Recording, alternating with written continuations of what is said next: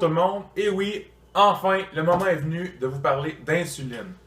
Et je vous le promets, bientôt il va y avoir des vidéos filmées à l'intérieur du gym, vous montrant des techniques, des choses à ne pas faire, des petits trucs, pas secrets mais presque, je vous le jure. Donc, l'insuline, qu'est-ce que c'est? C'est une hormone sécrétée par le pancréas qui sert à régulariser le taux de sucre dans le sang, en un seul mot, votre glycémie. Donc, les gens qui souffrent de diabète de type 1, ce sont des gens qui ne produisent pas d'insuline. Ça, c'est pas si grave parce qu'on peut leur en injecter avec une seringue. Par contre, les gens qui souffrent de diabète de type 2, eux, sécrètent de l'insuline, mais par contre, leur corps ne s'en sert pas comme il faut. Donc, malgré qu'ils ont de l'insuline, ça fait rien.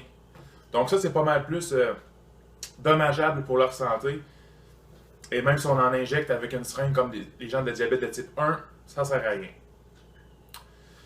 Mais si vous ne souffrez pas de diabète, vous pouvez le développer, le diabète de type 2. Donc, à long terme, devenir totalement intolérant à l'insuline, ou plutôt insensible à l'insuline. Ça se produit quand quelqu'un abuse trop souvent du sucre, donc demande à son pancréas de toujours sécréter de l'insuline, et puis à un moment donné, le corps n'en peut plus, il va plus en sécréter assez de l'insuline, et puis le sucre qui va rester dans votre sang, parce que le glucose qui n'est pas traité par l'insuline reste dans le sang, et ça se transforme en gras, et c'est pour ça qu'on dit que le sucre, c'est beaucoup plus dangereux que le gras en tant que tel, le gras qu'on peut manger. Les gras saturés, les gras insaturés, et on va dire les gras trans, là, même si ça ne devrait pas exister, et que vous ne devriez pas manger de pantoute. Et à l'inverse, si vous contrôlez bien votre taux de sucre dans votre sang, donc votre glycémie, eh bien, au moment opportun, quand vous allez faire jumper votre niveau d'insuline, eh bien, il n'y en aura pas de problème parce que vous allez être super sensible et ça va super bien agir dans votre corps et vous n'allez pas emmagasiner de la graisse. Donc, maintenant que vous savez ça, qu'est-ce que vous devriez faire pour incorporer ça dans votre routine de vie et maigrir plus facilement ou rester maigre plus facilement? Donc, le but, c'est de maintenir un taux de glycémie, donc de sucre dans le corps, le plus stable possible et le plus bas possible aussi. À quelques exceptions près que je vais en venir. Donc, pour avoir une glycémie basse et stable, il faut se maintenir dans les aliments à indice glycémique bas et moyen, donc les verts et jaunes, et que c'est le même site que l'autre jour. Je vais le remettre dans la description du vidéo et dans le premier commentaire en haut.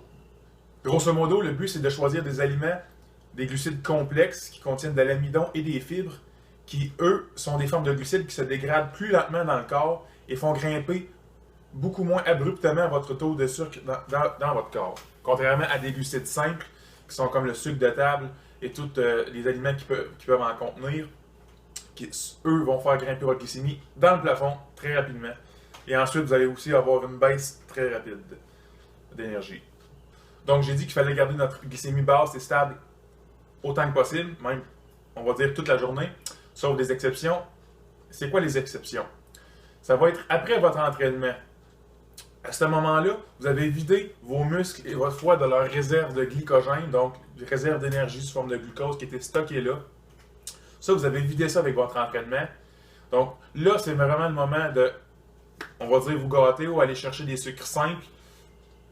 Et puis, ça va vous aider à faire la synthèse des protéines que vous allez ingérer aussi avec ces glucides-là, donc post-entraînement. Et en même temps, ça va pas aller dans votre sang parce que vous allez avoir vidé vos réserves d'énergie. Sauf ça, c'est sûr, si vous prenez là, beaucoup trop là, de glucides rapides, vous allez saturer encore une fois vos muscles et votre foie, puis ça va se retrouver dans votre sang. Donc, c'est une question de contrôle et de calcul de la quantité. Et il peut y avoir un autre moment dans la journée que vous pouvez prendre des glucides rapides, mais faites-les pas si vous êtes en perte de gras ou si vous voulez rester maigre. La seule raison pour vous que vous pourriez prendre des glucides simples, rapides, au déjeuner en vous levant, c'est si vous êtes un powerlifter, donc quelqu'un qui a besoin d'excessivement de force et d'énergie et qui a excessivement de masse, donc autant de la masse adipeuse que de la masse musculaire. Ou si vous êtes, exemple, un culturiste, bodybuilder, en prise de masse sévère, vous pouvez vous le permettre. Parce qu'en fait, quand on sort de notre sommeil, on est en mode catabolique, autant du niveau musculaire qu'au niveau des graisses.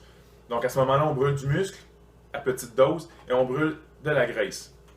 Donc on ne veut pas brûler du muscle, bien sûr. Donc on mange des protéines avec une source de bon gras. Donc si vous voulez perdre du gras ou rester mince, restez-en là. Une protéine, une source de bon gras. Comme ça, vous allez sortir du mode catabolique côté musculaire, mais vous allez rester du côté catabolique côté brûlage de graisse. Donc ça, c'est excellent. Donc après ça, vous pouvez attendre là, 2-3 heures et manger un autre repas normal, complet, avec des glucides à digestion lente, bien sûr. Donc avec un indice glycémique bas ou moyen.